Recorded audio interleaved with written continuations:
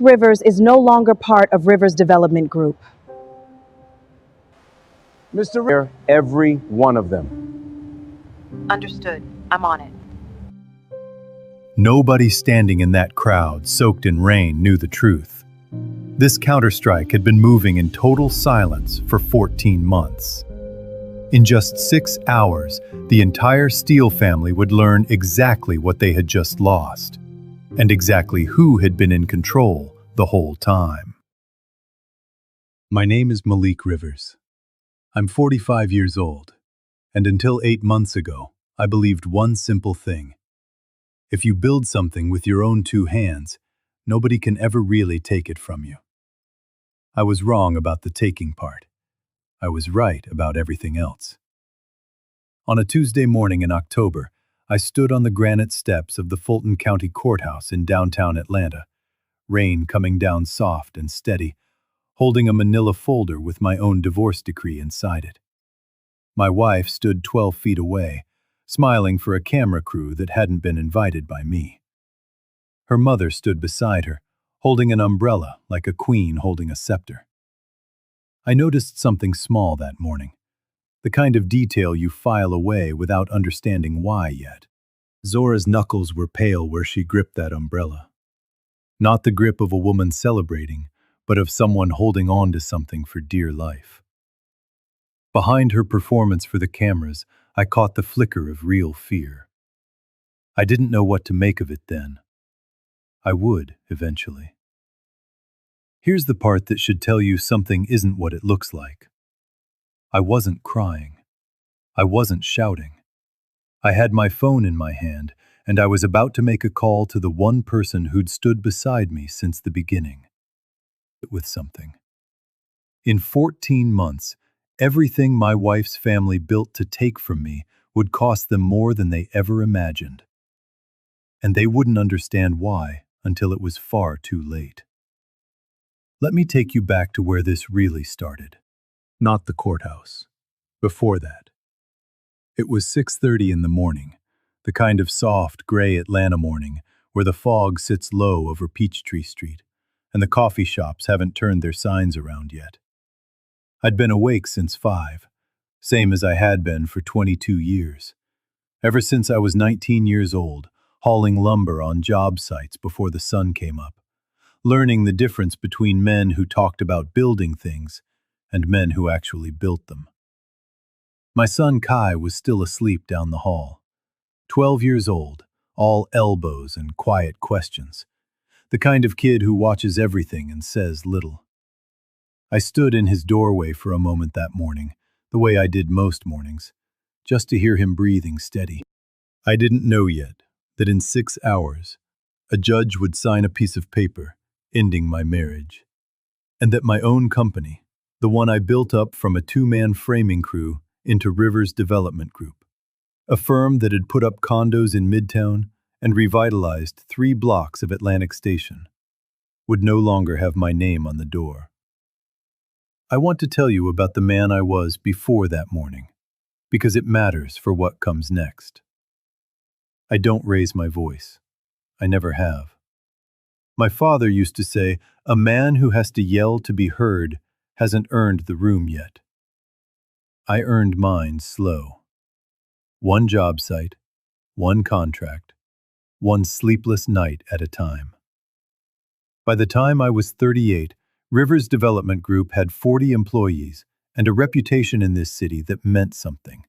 Her mother, Zora, brought banana pudding to our house the first Sunday I met her, and told everyone at the table I was exactly the kind of steady man this family needed. I believed her. That was my mistake. Not marrying Imani, not trusting Zora. My mistake was thinking steady meant safe. 7 years ago, the company nearly went under. A financing deal on the Atlantic Station project fell through 3 weeks before we broke ground. And I had 2 choices: walk away from 4 years of work, or find money nobody knew I had. My father had left me 40 acres outside of Noonan, Georgia, land that had been in our family since his own father bought it in 1961. back when a black man buying 40 acres in Coweta County was its own kind of quiet defiance. I sold 22 of those acres without telling a soul. I told the money the capital came from an outside investor. I let her believe it. I didn't want her to see me as a man who needed saving. Not then, not ever. That land is gone now. My father's land. I've never told anyone that until this moment, and I'm only telling you because you need to understand something about me before this story really begins. I have spent most of my adult life protecting people from having to see me struggle. I thought that was strength. I'm still deciding whether it was strength or just a different kind of silence. So there I stood on those courthouse steps in the rain, in a dark gray suit that used to belong to a company I'd poured half my life into, listening to my wife tell a small crowd of reporters and two of my own former employees. Effective immediately, Malik Rivers is no longer part of Rivers Development Group. The company needs fresh leadership, aligned with our new vision. She'd replaced me with her cousin, a 28-year-old with sunglasses on indoors, and no construction experience beyond an internship he quit after 6 weeks. I didn't argue. I didn't even look at her for very long. I reached into my jacket pocket, pulled out my phone, and dialed a number I knew by heart. Nia Thompson, my assistant for 11 years. The only person in that company who'd ever seen the real ledgers, the real sacrifices, the real cost of keeping this family's business standing. She picked up on the second ring. "Mr. Rivers?" she said, her voice steady, even through the rain crackling faintly against my phone's mic. I kept my eyes on Imani the entire time I spoke. I wanted her to watch me say it, even if she couldn't hear the words. "Fire every one of them," I said. Low, even, final. There was a brief pause on the line, not surprise, just the quiet of a woman who'd been waiting 14 months to hear exactly those 4 words. "Understood," Nia said. "I'm on it." I hung up, slid the phone back into my pocket, and said nothing else. Not to the reporters, not to Imani, not to Zora, standing there with her knuckles white around that umbrella. Now, if you're wondering how a man who was just publicly fired from his own company could turn around and fire the people who fired him, you're asking exactly the right question. Because nothing about that courthouse scene was the ending. It was the very last domino in a plan that had been quietly falling into place for 14 months. That evening, I sat in my truck outside the house in Collier Heights, my mother's house, the one she left me, the one with the wraparound porch my grandfather built board by board. And I watched Kai through the window, doing his homework at the kitchen table, like nothing in the world had changed. I whispered a promise into that quiet cab, more to myself than to him. "I'm going to keep what I built for you." What Imani and her mother didn't know, what none of them knew, was that I had already made sure of it. And in the next segment, I'm going to take you back 14 months, to the day I first noticed the numbers didn't add up, and the quiet decision I made that would change everything. If you've ever been underestimated by the people who were supposed to love you most, stay with me. This story is for you. Let's go back 6 years, before any of this started to unravel. Because you need to see how patient this family was, and how patient I had to become to match them. It was a Sunday afternoon in Collier Heights, the kind of Atlanta fall day where the air finally breaks its summer heat, and the maple trees along our street start turning the color of a sunset. Zora Steele showed up at our door unannounced, the way she often did, holding a foil-wrapped pan of her cornbread, still warm, always warm, like she'd timed the drive specifically so it would be. "I made too much again," she said, the same thing she always said, though anyone with sense could see one pan of cornbread doesn't feed six. She sat at my kitchen table, complimented my coffee, asked about Kai's football season, and then, almost like an afterthought, mentioned that her grandson Tyrese was between opportunities and wondered if there might be a place for him at Rivers Development Group. Nothing big, she said, just somewhere he could learn. I said I'd think about it. I meant it as a polite no. Imani heard the exchange from the hallway and came in smiling, already halfway to yes. Family looks out for family, Malik, she said, resting a hand on my shoulder like that settled it. Especially our kind of family. You know how hard it is for young black men to get a real shot in this industry. She wasn't wrong about that last part. That's what made it so hard to say no. Tyrese started in procurement 3 weeks later. I want to be clear about something. I have never had a problem giving people chances. I've hired ex-offenders, high school dropouts, men twice my age starting over after layoffs. What I had a problem with was watching invoices come through procurement that didn't match the vendors we'd used for 15 years. Small at first. A few $1,000s here, routed through a supply company I'd never heard of. Easy to miss if you weren't looking. I was looking. I didn't say anything.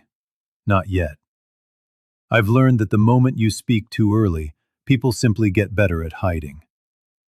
14 months before that rainy morning at the courthouse, I sat alone in my office on a Friday night, long after everyone had gone home, going through a stack of quarterly reports with a red pen and a cup of coffee gone cold.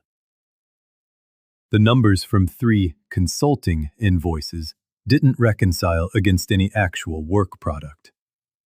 I traced the shell company back through 2 filings to an LLC registered at Zora Steele's home address. I remember exactly what that felt like. Not rage. Not yet. Something quieter and heavier, like watching a slow leak in a roof you spent years building. I called Naya into my office that night. She'd worked for me since the company had 12 employees and 1 job site trailer. She'd seen me build this thing from nothing. And more than that, she was the only person besides my late mother who ever really understood what it cost me. I need you to start keeping records, I told her. Quietly. Actual timesheets, actual invoices, everything. Dated, backed up in 2 places. She didn't ask why. She just nodded and said, "How far back do you want me to go?" "As far as it takes." What Naya and I built over the next year wasn't revenge. Not at first. It was documentation. A blue notebook kept off the company servers, cross-referencing every inflated invoice against real vendor pricing. Copies of internal emails, some of them recovered after being deleted, showing conversations between Imani and Tyrese about restructuring once the divorce settles. A paper trail 4 inches thick, sitting quietly in a fireproof lockbox in a storage unit off Cheshire Bridge Road that nobody in Imani's family knew existed. There's a particular kind of loneliness in preparing for a war nobody else knows is happening. I want to tell you about one night in that period, because I think about it more than almost anything else from that year. 4 years ago, before any of the invoices, before I'd even noticed anything wrong, the company hit a cash crunch on a project that would have put 50 of our people out of work if it collapsed. I made a decision I never told Imani about. I quietly took out a second mortgage against the Collier Heights house, my mother's house, the only thing of hers I had left, and used it to bridge the gap until the next draw came through. That same week, I married my wife, believing partnership meant something sturdier than what it turned out to be. And that same week, years later, she was in Charlotte at a gala thrown by her mother's business circle, being celebrated as one of Atlanta's Black women reshaping the skyline. I sat home with Kai, eating leftover spaghetti, watching the mortgage papers dry on the counter, telling myself I'd tell her eventually. I never found the right moment. Maybe I never looked for one. I think part of me already knew, even then, that the version of our marriage where I was allowed to be tired, allowed to need help, allowed to be anything other than steady, that version didn't exist anymore. So I stopped offering that version of myself up for judgment. I just kept building and kept quiet. 10 months before the courthouse, things accelerated. I found a signed strategic partnership agreement with an outside investment group. A document promising to sell off a controlling share of company stock, using a power of attorney with my signature on it. My signature. One I had never signed. There was something else I found that same week, tucked in a drawer in the home office we used to share. A rubber stamp bearing an exact replica of my signature, the kind used for high-volume paperwork. I hadn't ordered it. I never asked who had. That stamp, I'd later learn, appeared on 3 documents I had never seen, months before I even knew to go looking. I sat with that piece of paper a long time. Forgery isn't a small word. It's not a misunderstanding you talk through over dinner. It's a decision somebody made, deliberately, believing I would never look closely enough to catch it. That night, I drove out to Piedmont Park, parked near the Lake Clara Mere overlook, and sat there until almost 1 in the morning. I thought about my son sleeping at home. I thought about my father's land, half of it already gone. I thought about my mother's house, the one with the porch swing that's creaked the same way since before I was born, and how easily someone could decide to sell it out from under me. I whispered a promise to no one in particular that night, one that had nothing to do with buildings or contracts. Whatever I sacrificed to keep this family standing, I'm not going to let them walk away with it like it was theirs to spend. When I got home that night, I stood over Kai's sneakers by the door, laces still tied the way he always left them, too lazy to undo the knots. I straightened them anyway, a small ritual for a promise I hadn't said out loud yet. That's the night I stopped being a man waiting for things to get better and became a man building a case. Every 90 seconds after that felt like it anyway.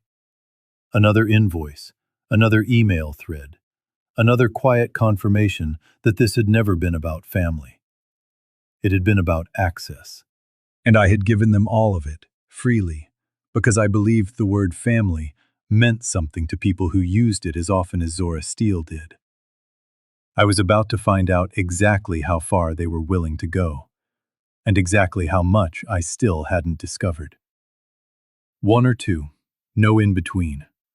Malik stayed silent for 14 months while his own signature was being forged behind his back. And 2, if it was a mistake that let them go too far. Pick 1. 2 days after the courthouse, with rain coming down steady over Buckhead, Zora Steele showed up at my front door, carrying a foil pan of cornbread, same as always, and an apology I hadn't asked for. I want to pause here and be straight with you about something important. Imani's announcement on those courthouse steps had been made in front of cameras, but it had never gone through the board. She had the title of CEO, not the unilateral authority to remove a sitting chairman without a vote. I'd spent those first 2 days quietly confirming exactly that with the company's outside counsel. Not reacting, just making sure the ground I was about to stand on was solid. I almost didn't answer the door that Thursday evening. I'm glad I did, because what happened in the next 20 minutes told me more than 14 months of invoices ever could. She stood on my porch, her umbrella dripping onto the welcome mat, mascara smudged just slightly at the corners of her eyes. Whether from the rain or something real, I couldn't tell you even now. "Malik, baby, I know things have been hard," she said, the words coming out soft and practiced. "I'm not here to fight. I just need you to reactivate the operating accounts before the end of the month. There's a loan coming due, and it's collateralized against revenue from a few of the consulting entities. If those accounts stay frozen, it's going to be a real problem for everybody. Standing there in the rain, I realized my wife had likely known about this visit before Zora ever knocked. Nothing in that family moved without her signing off on it first. Not anymore, and maybe not ever. The rain tapped steady against the porch roof, a sound I'd always found calming until that night. I watched a bead of water slide off the edge of her umbrella and land on the toe of her shoe. And for a moment, neither of us spoke, the silence stretching taut between us like something about to snap. My jaw tightened, but I kept my hands loose at my sides. A trick I'd learned years ago on job sites when losing your temper cost more than it ever solved. I let her keep talking. That's a skill, letting someone keep talking. People reveal more in the silence they think means you're softening than they ever do when you're pushing them. Once this settles, she went on, Imani's going to liquidate some of the company's holdings, and everybody walks away clean. It doesn't have to be ugly, Malik. We're still family. Then she said the sentence that I will remember for the rest of my life, delivered with a little laugh, like she was letting me in on a joke I should have already understood. You were never the brains of this operation, sweetheart. You were just the muscle. Somebody had to hold the hammer while smarter people held the plans. I understood, standing there, that Zora wasn't really asking me for money. She was asking me to stay small. A woman who raised 2 children alone on a cafeteria worker's salary learns early that control is the only insurance policy nobody can repossess. And somewhere along the way, keeping her daughter's household under her own quiet authority had become the last proof that the widow from 30 years ago never has to be powerless again. Calling me the muscle wasn't cruelty for its own sake. It was fear wearing the mask of confidence. The same fear that had been driving every invoice, every forged signature, every warm pan of cornbread pressed into my hands like a peace offering that was never really about peace. I want you to understand something about that moment, because on the surface, it might sound like just an insult. It wasn't. It was a confession. She'd just told me, without meaning to, that the family had never seen me as a partner. I was labor. Convenient, reliable, disposable labor. And in that same breath, something else surfaced in me. A memory from 3 years earlier that I hadn't let myself think about in a long time. Imani had come down with a fever of 102 the night before the biggest pitch of her career, a partnership presentation to a group of investors that would define the next 5 years of the company's growth. I stayed up until 4 in the morning finishing her slides, rehearsing her talking points out loud in an empty office so she could sleep. The next morning, I sat in the back of that boardroom in a folding chair while she stood at the podium and took every ounce of credit, glowing under the recessed lighting, thanking her vision and her team without once looking my way. I clapped anyway. I told myself it didn't matter who got the credit, as long as the company survived. I told myself that a lot over the years. Standing on my porch, listening to Zora call me the muscle, I finally understood what all those nights had actually cost me. Not money. Recognition. The basic decency of being seen. I didn't raise my voice. I reached into my jacket pocket and turned on a small recorder Naya had given me weeks earlier, tucked flat against my chest. You call it family, I said quietly, but you're trying to take my mother's house. Zora's face changed. Just slightly. Just enough. Nobody's taking anything that isn't already halfway gone, Malik. You signed papers. You made choices. I signed a mortgage to save this company, I said. I never signed away my mother's house to a stranger's investment fund. She didn't answer that. She just picked her umbrella back up, told me to think it over, and walked back to her car, leaving the cornbread on my porch table, untouched, going cold in the rain. 3 days later, 5 days after the courthouse, I called an emergency meeting of the board. Not to fight, to finish what 14 months of quiet work had prepared me for. The boardroom on the 12th floor of our Buckhead offices has floor-to-ceiling windows looking out over Peachtree Street, the kind of view that used to make me proud every time I walked in. That morning the sky was gray and low, rain streaking the glass, and the room felt colder than the thermostat could account for. Imani sat at the head of the table in a cream-colored suit, jaw tight, phone gripped in one hand like it might steady her. Zora sat beside her, that same practiced warmth pulled tight over something else now, something closer to fear. Tyrese lounged 2 seats down, sunglasses pushed up on his head, still wearing the confidence of a man who believed this meeting would go exactly the way the courthouse announcement had. I walked in 5 minutes late. I didn't sit in the chairman's seat. Imani had already given that to Tyrese, though the board had never voted on it. I stood at the back of the room instead, with Nia beside me, holding a thin folder and a flash drive. Imani started the meeting the way she'd clearly rehearsed it. Today we'll be formalizing the leadership transition and finalizing the removal of legacy roles that no longer align with the company's direction.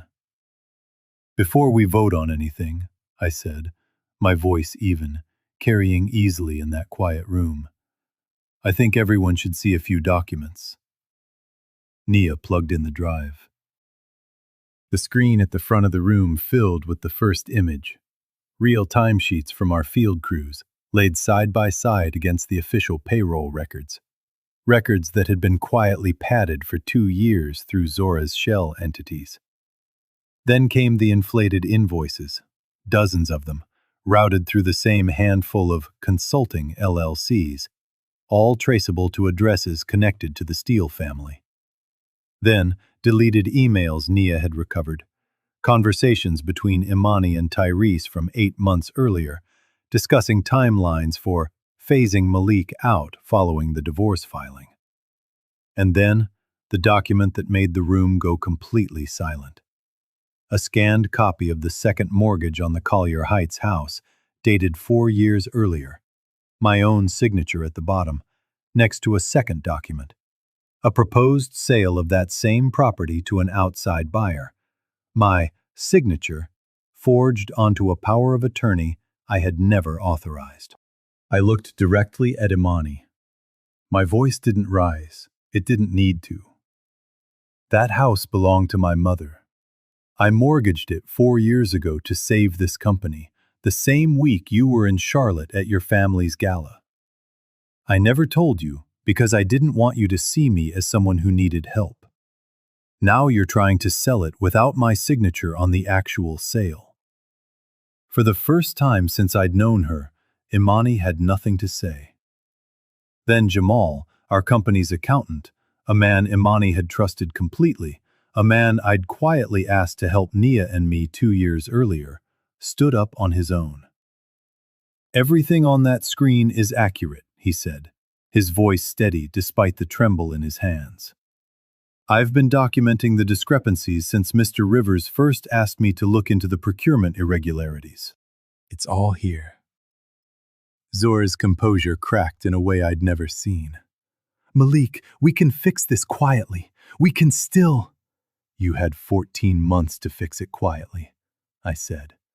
You chose to fire me on courthouse steps in front of cameras instead. Watch what happens next, because this wasn't the moment Malik got angry. This was the moment he finally let the truth speak for itself. Do you think he handled it with too much restraint? Or exactly the right amount of control? The room stayed silent for a long moment after Jamal sat back down. The kind of silence that has weight to it, that presses against your chest. Imani tried once more, her voice smaller now, stripped of the boardroom polish she usually wore like armor. Malik, you can't do this to me. We had a family. Whatever went wrong, we had something real once. Looking at her in that moment, I finally understood something about my wife that 14 years of marriage hadn't taught me as clearly as 14 minutes of watching her lose everything did. Imani had never learned how to want to be loved. She had only learned how to want to be undefeated. Somewhere between her mother's lean years and her own rise, being right had quietly replaced being close as the thing that made her feel safe. She wasn't lying when she said we'd had something real. She simply couldn't tell the difference anymore between being married to me and being ahead of everyone else, including me. That confusion, I think, was the real inheritance Zora had passed down. Not a house, not a company, but the belief that love you can't control isn't love you can trust. I looked at her for a long moment before answering. I want to be honest with you. Some part of me still remembered the woman who'd once fallen asleep against my shoulder on a cross-country flight, who used to leave notes in my lunch bag when we were newlyweds and neither of us had 2 dimes to rub together. That woman was in this room somewhere, buried under 14 years of ambition and other people's whispered permissions. I let myself grieve her, quietly, for exactly 1 breath. Then I answered the woman actually standing in front of me. We did have something real, I said. You're the one who chose to end it by bringing your family in to take what was never theirs. I'm not doing anything to you, Imani. I'm just taking back what belongs to me and our son. The board didn't need long to deliberate. 11 minutes by my watch. 11 minutes to unwind 14 months of quiet infiltration. The vote was nearly unanimous. Tyrese was removed from his position immediately, along with 2 other Steele family hires who'd been placed in finance and procurement over the preceding 2 years. Imani was stripped of her CEO title, effective that afternoon, pending a full internal audit and consultation with the company's outside counsel regarding the forged power of attorney. I was reinstated as chairman, a position I'd never legitimately lost, since the board had never actually voted to remove me. My majority ownership stake, structured years earlier specifically to prevent exactly this kind of takeover, meant the outcome was never really in question once the truth was on the table. Imani and Zora were asked to vacate the building within 24 hours. I want to tell you what that moment actually felt like, because it wasn't what you'd expect. I didn't feel triumphant. I felt tired. The specific tiredness that comes after carrying something heavy for a very long time and finally setting it down. I walked to the window and looked out over Peachtree Street, the rain still falling in that same steady rhythm it had been all morning. Behind me, I heard Zora's composure finally break completely. Not into anger, but into something quieter and sadder, a kind of muttering to herself. All of this, over a few contracts. A few contracts. As if the scale of what she'd tried to take could somehow be minimized by saying it small enough. Naya stepped up beside me at the window, careful to keep some distance, the way she always did. Professional, steady, present without ever intruding. "Are you okay?" she asked quietly. "I'm okay," I said. "Just tired. Tired from a lot of years of staying quiet." She didn't try to fill that silence with something reassuring. She just stood there with me and let it be what it was. I need to pause the story here and tell you about something that happened 3 years before this boardroom, because I think it matters for understanding why that few contracts line cut as deep as it did. There was a season, back then, when the company was scaling fast, and I was working 18-hour days just to keep the wheels on. Kai was 9. He had a school play, a small production, something about the water cycle, the kind of thing that feels enormous when you're 9 and forgettable when you're an adult. Except it's never actually forgettable. Not really. I told myself I'd catch the second half after wrapping up a site inspection. The inspection ran long. I got to the school gymnasium just as the lights came up, and parents were filing out, holding bouquets of grocery store flowers for their kids. Kai was standing by the stage in his little cardboard rain cloud costume, scanning the crowd, and I watched his face do the thing kids' faces do when they're trying very hard not to look disappointed in front of their friends. I never told Imani how much that moment cost me. I never told anyone.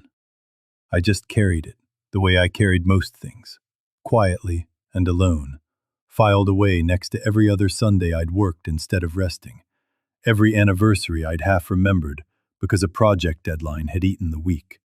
Every ounce of myself I'd poured into building something I believed we were building together. Standing at that boardroom window, watching Zora Steele mutter about a few contracts, I understood something I hadn't let myself fully see before. None of my sacrifices had ever really been seen. Not by Imani, not by her family. They'd been useful. That's a very different thing from being valued. By early evening, the transition was already moving. Security escorted Tyrese out with a single box of belongings. Mostly sneakers he kept under his desk, and a framed photo of himself at a company event he'd attended for 3 weeks total. He didn't say a word on his way out, just adjusted his sunglasses, even though the sun had long since gone behind the clouds. Imani stopped at the elevator bank, and for a moment I thought she might turn around.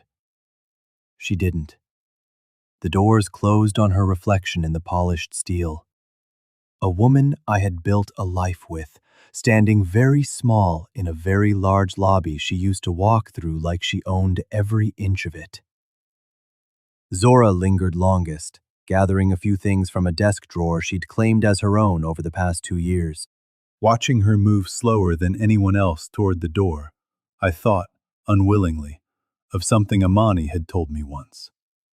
That her mother had been widowed at 31, raising 2 kids alone on a school cafeteria worker's salary, and had sworn her family would never again depend on anyone else's mercy.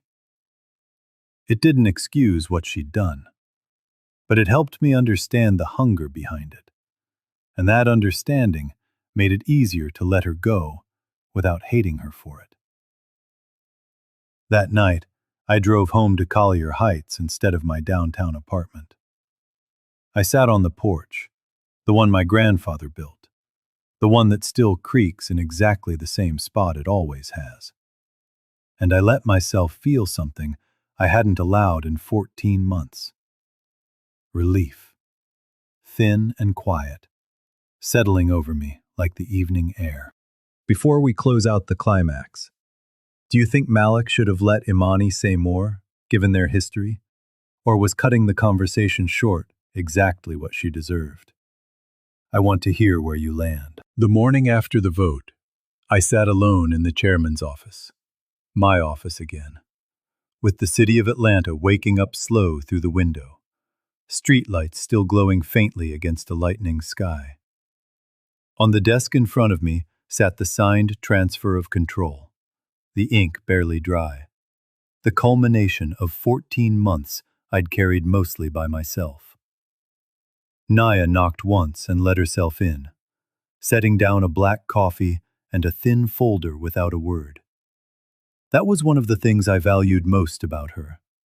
She never needed the moment explained to her. She just showed up, exactly the way the moment required. "The finished moving out," she said. "Tyrese, the 2 others.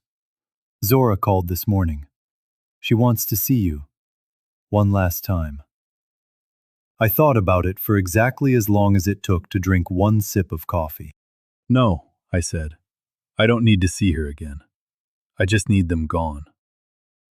There was no anger in the words, only clarity. Some doors close not because you're punishing someone on the other side of them, but because you've simply finished with what was behind them. Naya told me later that she'd watched Zora leave the building for the last time that afternoon, from the lobby window while wrapping up final paperwork. Zora walked out carrying that same pan of cornbread, still uneaten, the foil starting to curl at the edges. She stood under the awning a long moment, looking up at the company sign, the one she used to point out to friends at church, telling them proudly, "That's my daughter's company." Then she turned and got into the back of a car her driver had brought around, a modest sedan, nothing like the town cars that used to be arranged for her through Imani's office. Naya said Zora didn't look back once. I didn't feel satisfaction hearing that story secondhand. I felt something closer to grief for the version of family I'd once hoped that woman actually believed in. That evening, I drove out to Collier Heights earlier than usual. Kai was sitting on the front steps waiting for me, backpack still on, the porch light not yet turned on behind him. He'd clearly been there a while. I parked, got out, loosened my tie, and sat down beside him on the steps. The same steps I used to sit on as a boy myself, waiting for my own father to come home from job sites. "Bo," he said, the name he'd taken to calling me a few years back.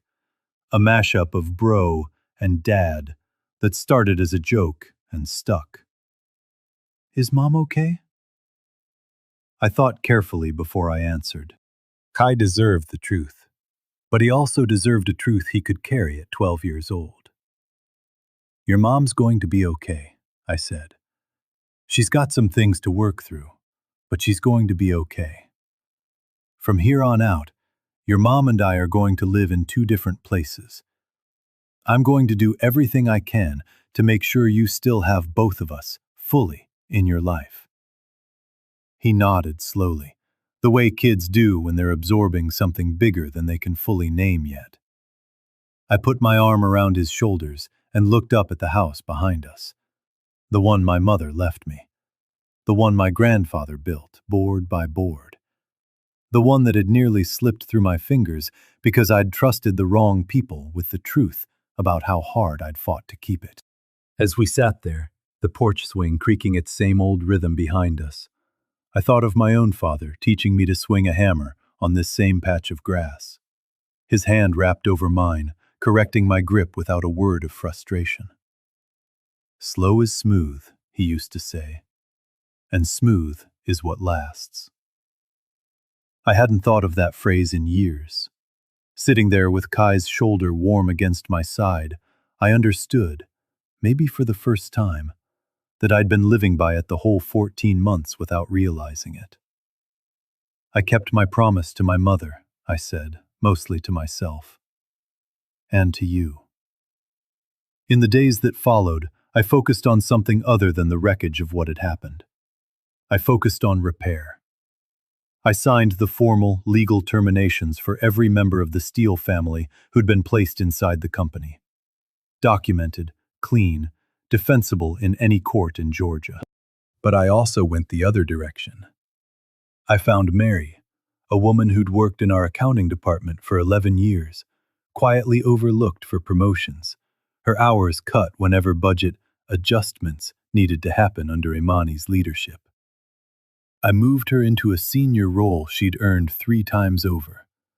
I found 2 field supervisors who'd been underpaid relative to their tenure for years, and corrected their compensation retroactively. There was no press conference, no public statement calling anyone out by name. I had Nia draft a short, professional release for local business outlets. Rivers Development Group reaffirms its commitment to transparency and fair leadership following an internal governance review. That was all it needed to say. The people who mattered already knew the truth. The people who didn't need a spectacle.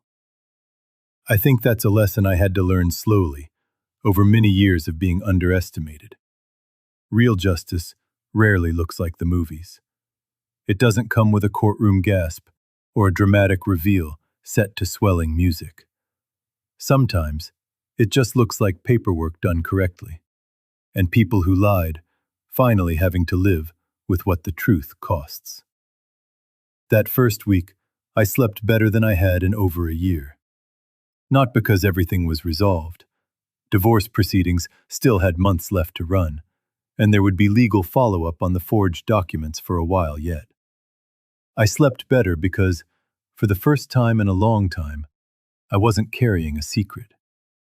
Everyone who needed to know now knew. Have you ever had to quietly rebuild something after someone you trusted tried to take it from you? I'd love to hear.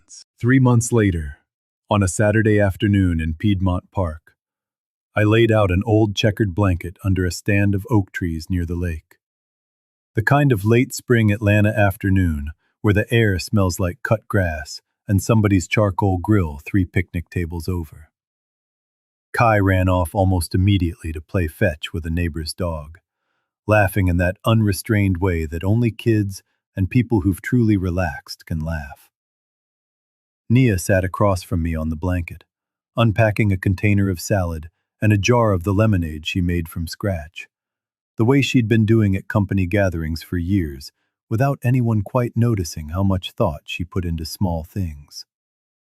I watched my son chase that dog across the grass for a while, before I said what I'd been meaning to say for weeks. Thank you, I told her. Not just for the last 14 months, for being here today. She smiled, that same steady smile she'd worn through boardrooms and blue notebooks and late nights that neither of us ever talked about outside of work. You don't need to thank me, she said. I just did what a loyal assistant should do. And, I hope, what a friend does. I let that sit in the air between us, warm and uncomplicated, without needing to turn it into more than it was that day. Some things don't need to be rushed. I'd learned that the hard way. A little later, Kai flopped down on the blanket beside me, out of breath, grass stains already working their way into his knees. "Bo," he said, "how come you're not mad at Mom? How come you never talk bad about her to me?" I've thought about how to answer that question for a long time, long before he ever asked it honestly. I took a moment before I spoke, wanting to get it right. Because being angry doesn't build anything, son, I said. I was angry for a while. I was hurt for longer than I probably let myself admit. But if I spent all my energy hating your mom, I wouldn't have had anything left over to love you, or to rebuild the company, or to keep the promise I made about this land. So I chose something different.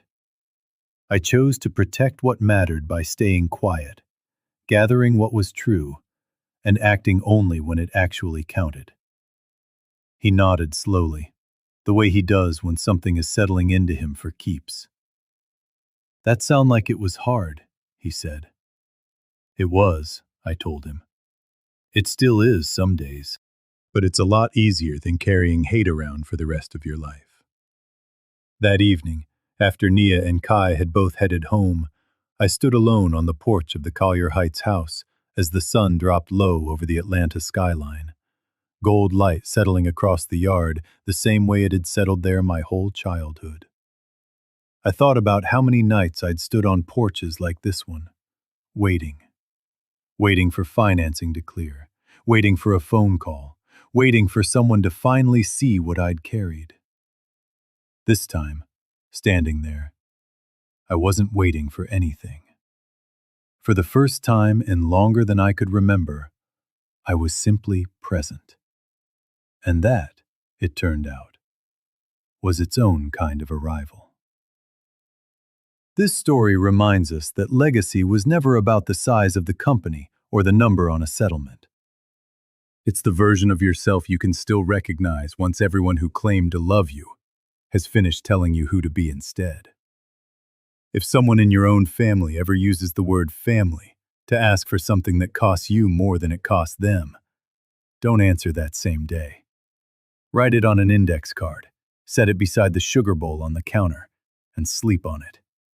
Read it back once, out loud, before your coffee the next morning. If it still sounds like love in daylight, say yes.